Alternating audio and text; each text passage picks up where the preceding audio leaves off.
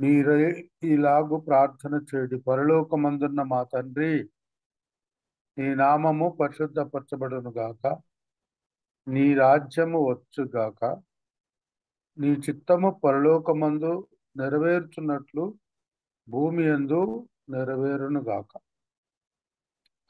ఈ నీ రాజ్యం గురించి కొంత మనం మాట్లాడుకోగలిగినాం. ఆయన రాజ్యం గురించి ఈ దినము ఆయన చిత్తం ఏమిటి? నీ చిత్తం. ఇది పరలోక ప్రార్థన. చాలా విలువైన మాటలు. ఒక సారాంశం, ఎస్సెన్స్.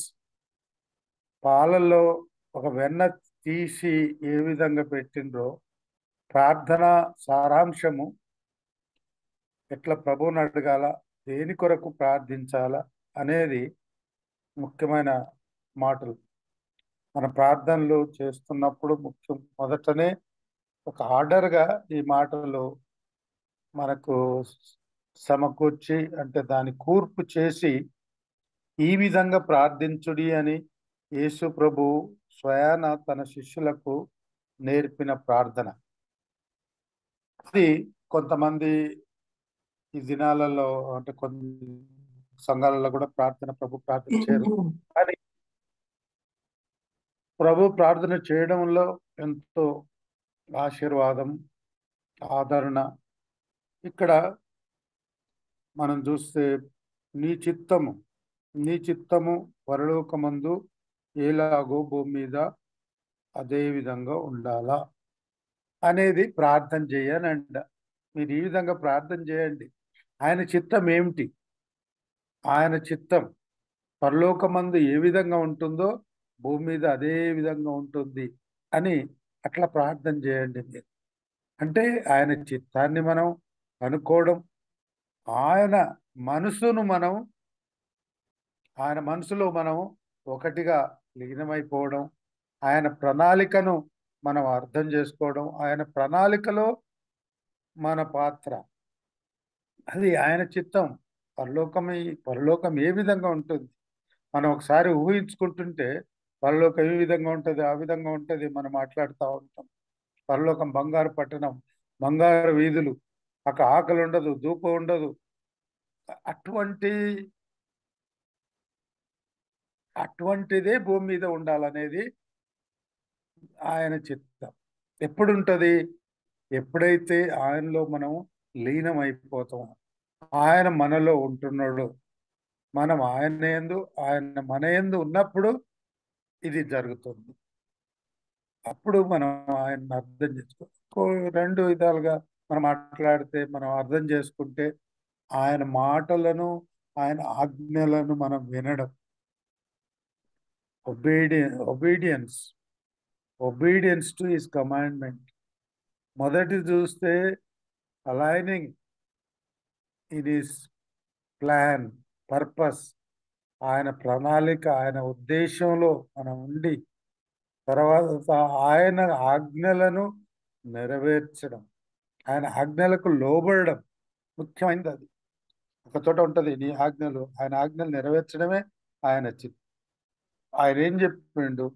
మీరు సర్వలోకానికి వెళ్ళి సర్వ సృష్టికి ఆయన సువార్త ప్రకటించండి. ఆయన రాజ్య సువార్త అంటే అదే ఆయన రాజ్యము వచ్చుగాక, ఆ రాజ్యము వచ్చుగాక.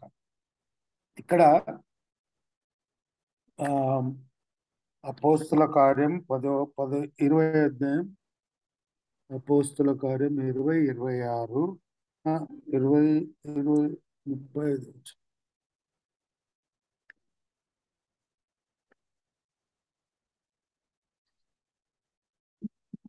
20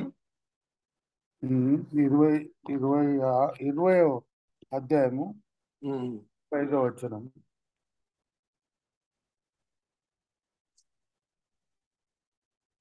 ఇంకోటి చదవాలా సార్? 5th. మీరు ముందుగా వెళ్ళి త్రోయలో మాకు కనిపెట్టుకునేది పులియని రొట్టె. అపోస్తల 20 అధ్యాయం కదా? 20 అధ్యాయము 35వ వచనం. ఇక్కడ మీరును ఇలాగ ప్రయాసపడి బలహీనలను సంరక్షించవలనని పుచ్చుకొనుట కంటే ఇచ్చుట ధన్యత అని ప్రభు అయిన యేసు చెప్పిన మాటలు జ్ఞాపకం చేసుకొనవలనని అన్ని విషయములలో మాకు మాదిరి చూపితురని చెప్పాను. ఇక్కడ అపోస్తల కార్యంలో పౌలు చెప్తున్నాడు. అంటే ఇచ్చుట కంటే తీసుకొనటం కంటే ఇచ్చుట ధన్యం. అది కూడా దేవుని చిత్తం. అదే మళ్ళీ 25వ వచనంలో చూస్తే, ఇదిగో దేవుని రాజ్యమును గురించి ప్రకటించుచు నేను మీ మధ్యన సంచరించుచుంటిని. మీలో ఎవరునూ ఇక మీదట నా ముఖం చూడరని ఇప్పుడు మీకు తెలియను. కాబట్టి మీలో ఎవరి నాశనం విషయమైనను నేను దోషిని కానని నేడు మిమ్మును సాక్ష్యము పెట్టుచున్నాను. దేవుని సంకల్పమంతయు మీకు తెలపకుండా నేనేమీ దాచుకొనలేదు. అంటే పౌలు ఇక్కడ చెప్తున్నది ఏంటంటే దేవుని సంకల్పం, దేవుని రాజ్యంను గురించి ప్రకటించడం, దేవుని రాజ్యంను గురించి ప్రకటించడం దేవుని చిత్తం. దేవుని రాజ్యం గురించి ఏ విధంగా, ఎప్పుడు, ఎటువంటి సమయంలో ఆయనను గురించి బోధించడం, ఆయన మాటలు వినడం, జాగ్రత్తగా నేను మీ మధ్యన సంచరించుచుంటిని, మీలో ఎవరును ఇక మీదట నా ముఖం చూడరని నాకు ఇప్పుడు తెలియను. కాబట్టి మీలో ఎవరి నాశనం విషయమైనను నేను దోషిని కానని నేడు మిమ్మును గూర్చి సాక్ష్యం పెట్టును. అంటే పౌలు అపోస్తలకు చెప్తా ఉన్నాడు. ఈ విధంగా నేనైతే ఈ విధంగా చెప్తున్నా, దేవుని రాజ్యాన్ని గురించి మాట్లాడుతున్నా. దేవుని రాజ్యాన్ని గురించి మాట్లాడుతున్నప్పుడు మరి దేవుని చిత్తం ఏమిటో, దేవుని చిత్తం ఏంటంటే దేవుని రాజ్య విస్తీరణ కలగాల. దేవుని రాజ్య విస్తీరణ, ఆయన నీ రాజ్యము వచ్చును గాక, నీ రాజ్యము వచ్చును గాక, నీ చిత్తము పరలోకమందు ఎలాగో భూమి యందు అలాగే ఉంటాను అన్నప్పుడు మనం అనేక సార్లు మనం మాట్లాడుతున్నప్పుడు దేవుని సంకల్పం ఏంటి, దేవుని సంకల్పం ఏ విధంగా ఉన్నది మనం అనేది మనం గమనించినప్పుడు ఆయన యొక్క ఆశ నెరవేర్చడం దేవుని చిత్తం. అంటే ఆయన ఆశ ఏంది? దేవుని రాజ్య విస్తీరణ. ఏ విధంగా మాట్లాడినా కూడా దేవుని రాజ్య విస్తీరణ. దేవుని రాజ్య విస్తీరణ అనేది ఒక కంటిన్యూస్ ప్రాసెస్, జరుగుతూనే ఉంది. ఎక్కడ ఆపలేదు. ఆ రాజ్య విస్తీరణ అనేది ఆన్ గోయింగ్ ప్రాసెస్, అదే డైనమిక్ ప్రాసెస్. అటువంటిది జరగాలి అనేది దేవుని చిత్తం. దేవుని చిత్తం ఏంటంటే పరలోకం ఎప్పుడు వస్తుంది, పరలోకం మీ మధ్యనే ఉంది అని కూడా కొన్నిసార్లు ఆయన మాట్లాడిన మాటలు. అందుకే ఆయన ఆజ్ఞలు నెరవేర్చడం, తర్వాత ఆయన ఉద్దేశాన్ని పరిపూర్ణం చేయడం, fulfilment of his promise is will. ఇంకా కొద్దిగా బైబిల్లో మనం చదువుతున్నప్పుడు మన జీవితాలు పరిశుద్ధంగా ఉండడం ఆయన చిత్తం. మన లోపల ఆయన అంటే reflection of his character through our lifes.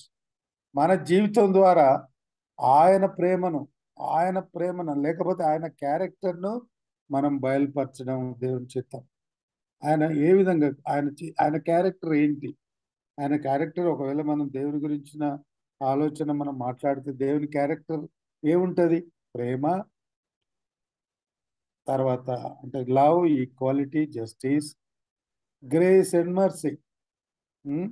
ఆయన క్యారెక్టర్స్ మన లోపల రిఫ్లెక్ట్ కావాలా, రిఫ్లెక్షన్ ఆఫ్ హిస్ క్యారెక్టర్. అది దేవుని చిత్తం. అంటే ఆయన ప్రేమను, ఆయన నీతి గలవాడని, ఆయన మరి కృపగలవాడు, కనికరం గలవాడు అన్న సత్యాన్ని మనం ఇతరులకు బయలుపరచడం. రోమా 14:17 ఈ విధంగా ఉంది. ఏంటంటే దేవుని రాజ్యము భోజనమును పానము కాదు, కానీ నీతియు సమాధానమును పరిశుద్ధాత్మ యందలి ఆనందమై ఉన్నది. ఇది ఆయన చిత్తం. మన దేవుని రాజ్యాన్ని మనం ఏదో అంత భోజన పదార్థాలతో కాదు కానీ నీతి సమాధానము పరిశుద్ధాత్మ యందలి ఆనందమై ఉన్నది. నీతి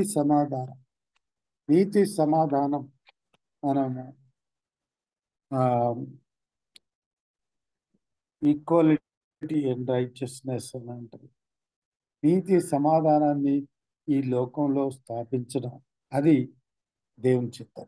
ఇక్కడ మనం చాలా వెనుకబడి ఉంటుంది. నీతి సమాధానం అనగా ఆయన రాజ్యం స్థాపించడం, ఆయన ఆ ఉద్దేశము నీతి సమాధానం. అదే మనకున్న లోపం. ఇప్పుడు అదే గ్యాప్.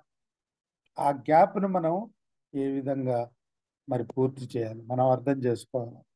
అప్పుడే ఈ మాట మనం డిఫాల్ట్గా పలకకుండా మంచి మీనింగ్ఫుల్గా ఉద్దేశంగా నీ రాజ్యము వచ్చుగాక, పరలోకమందు ఎలాగో అలాగే భూమి యందు నెరవేర్చునుగాక. ఆయన రాజ్యాన్ని ఈ లోకానికి తెప్పించినప్పుడు ఆయన చిత్తాన్ని మనం బయలుపరచడానికి మనలో ఏర్పరచుకున్నాం.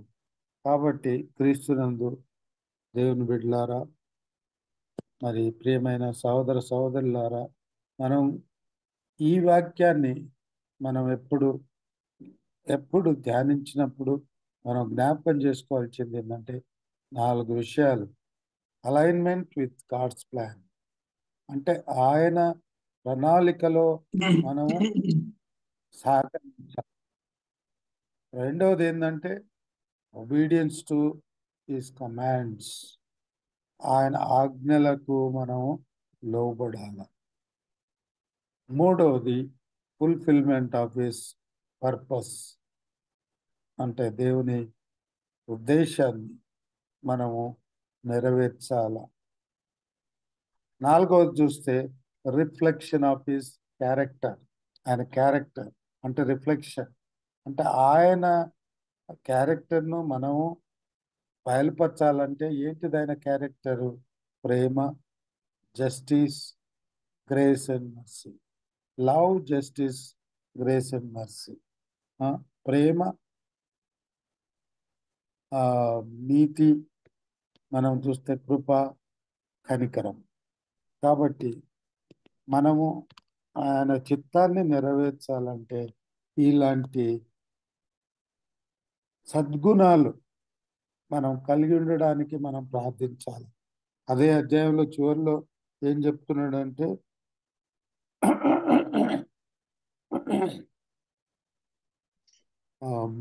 మత్తయి అదే 6వ అధ్యాయం